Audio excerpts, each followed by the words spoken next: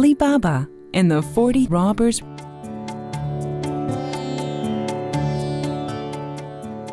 Chapter 1.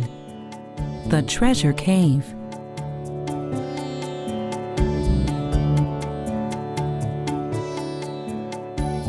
Once upon a time in Persia, there lived two brothers. One was named Qasim, and the other Ali Baba. Qasim married a rich woman, but Ali Baba was poor. One day, Ali Baba was cutting wood in the forest. He saw a group of men coming toward him. "They must be robbers," he said to himself. He climbed a tree to hide.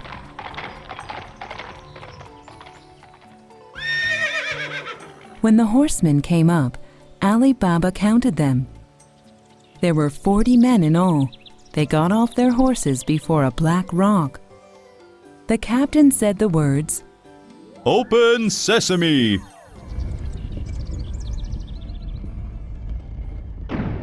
A door in the rock magically opened. The men all went inside and the door closed behind them. Ali Baba stayed in the tree. After a while, the door opened again.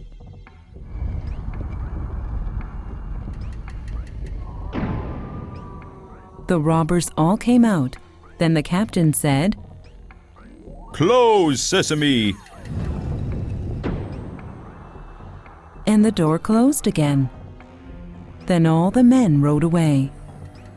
"I must see what's behind that door," thought Ali Baba.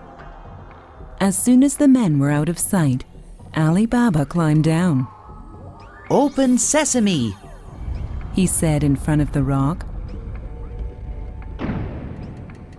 The door opened, and Ali Baba entered into a large cave. It was full of all kinds of treasure. Wow! There are rich silks, carpets, gold, silver, and bags of money, cried Ali Baba. He loaded his 3 mules with as many bags as possible. When he was finished, Ali Baba said, "Close sesame!" and the door closed. He then went straight home. At home, Ali Baba told his wife about their good luck. She was really happy. "Let's measure the gold," she said. But she didn't have a measuring stick. She ran to Qasim's wife to borrow one. Qasim's wife was very curious, so she put a little glue on the back of the measuring stick. Ali Baba's wife measured the treasure. A piece of gold stuck to the back of the measuring stick. Qasim's wife saw the gold and told her husband. Qasim went to visit Ali Baba. "Please tell me how you got the gold," he said. Ali Baba then explained about the big black rock. "I will get some treasure too," said Qasim. The next day, Qasim went to the forest. He took a lot of mules with him to carry the treasure. "Open sesame!" said Qasim. And sure enough, the door opened. He went in and the door closed. He piled bags of gold near the door. Then he was ready to leave, but he had forgotten the magic words to open the door. He tried to remember for a long time. Finally, the robbers came back to the cave. They saw Qasim inside and rushed into the cave. They pulled out their swords and killed him. Then they cut him into 4 pieces and left him in the cave. That night, Qasim's wife ran to Ali Baba. "I'm so worried about my husband," she cried. "Please don't worry," answered Ali Baba. "If he doesn't return by the morning, I'll find him." In the morning, Ali Baba prepared his 3 mules. He then left for the cave. When he entered, he was struck with horror. He quickly carried his brother's body to his house. Ali Baba didn't want people to know how Qasim died. Qasim's wife had a servant named Morgiana. She was very smart, so Ali Baba asked her to help him. Please bring Mustafa the tailor to sew up Qasim's body, ordered Ali Baba.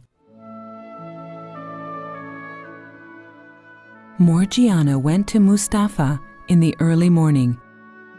She tied a handkerchief over his eyes. Then she took him to Ali Baba's house. Mustafa didn't know where he was. Afterwards, Ali Baba told the town that Qasim had died of natural causes.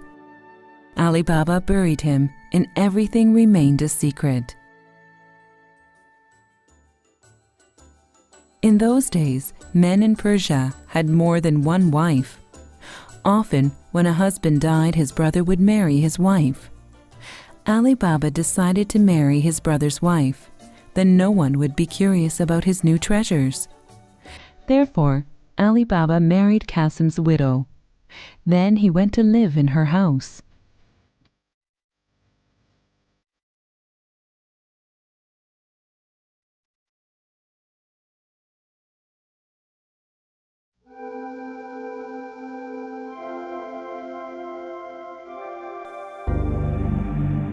Chapter 2. The 40 Robbers.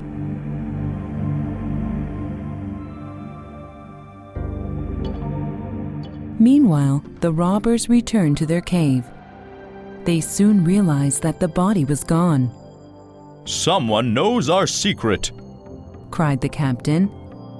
I will go into town said one robber. and find a clue. By accident, the robber met Mustafa in town. Mustafa told him that he sewed up a dead body, Show me where you did the sewing. said the robber. My eyes were covered, Explained Mustafa.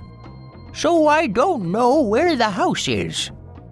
The robber decided to blindfold Mustafa again. Finally, Mustafa was able to find the house. The robber put an X on the door with chalk. Then he returned to his friends. Shortly after, Morgiana saw the mark on the door. What is this mark? She thought to herself. She feared that something bad might happen. Therefore, she marked all the doors on both sides of the street with the same X. Meanwhile, the robber had reported his success. We will all go into town, ordered the captain. The robber took the captain to Ali Baba's street. The captain quickly noticed that all the doors had been marked. We have been tricked. Said the captain. I will go myself. He brought Mustafa and asked him to do the same thing as he did for the robber. Finally, he found Ali Baba's house. The captain ordered his men to buy 20 mules and 40 oil jars. Fill one oil jar and leave the rest empty, he said. He put a man in each of the empty jars and loaded them onto the mules. We'll go to town before it gets dark, he told them. He took his mules to Ali Baba's house. I'm an oil merchant. He said. I could not find a place to stay. You can leave your mules in my yard, said Ali Baba. and you can sleep in my house. The captain unloaded the jars in the yard. When you hear me whistle, He whispered to each man. you must come out of the jar. Morgiana just happened to need some oil. She thought she could take a little from one of the jars. In the yard, she heard a man's voice softly say, Is it time? It was from one of the jars. She was shocked, but she kept herself cool. Not yet, but soon, she whispered back. Ali Baba is in danger, she thought. She filled a huge kettle with oil. She set it on fire and the oil began boiling. Then she poured the oil into each jar. It killed each robber inside. After that, she went back to her room. She watched out her window to see what would happen next. A few minutes later, the captain opened his window. He threw stones at the jars. Nothing happened. He was very surprised. He went outside and found all his men dead. He immediately went back to his cave. Morgiana saw the captain run away. She was so happy that she had saved Ali Baba's family. The next morning, she told Ali Baba what happened. Back in the cave, the captain promised himself that he would have revenge. He changed his appearance and went to town. He rented a warehouse. He filled it with silks and other stuff. He told the townspeople that he was a merchant and his name was Khoja Hassan. Ali Baba had a son who was also a merchant. His warehouse was close to Khoja Hassan's. The captain knew this and became friends with the son. One day, the son invited Khoja Hassan to his house to eat dinner. Khoja Hassan went to Ali Baba's house. He carried a knife under his shirt. At dinner, he wouldn't eat any salt. At that time in Persia, there was a custom. It was considered wrong to kill a man after sharing salt. Morgiana noticed that their guest wouldn't eat any salt. "I'm sure this is the oil merchant," she thought to herself. She knew she had to protect Ali Baba. Morgiana was a great dancer. She often danced for the guests. After the meal, she came to give a performance. She had a tambourine in one hand and a knife in the other. She would place the knife on the chest of each man. She pretended that this was part of the dance. But when she got to Khoja Hassan, she stuck the knife in his chest. He fell dead to the ground. What are you doing? Cried Ali Baba.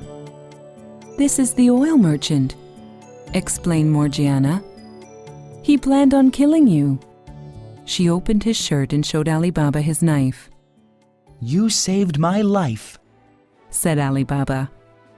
He could not thank her enough. After a while, Ali Baba's son married Morgiana. They all lived long, peaceful lives.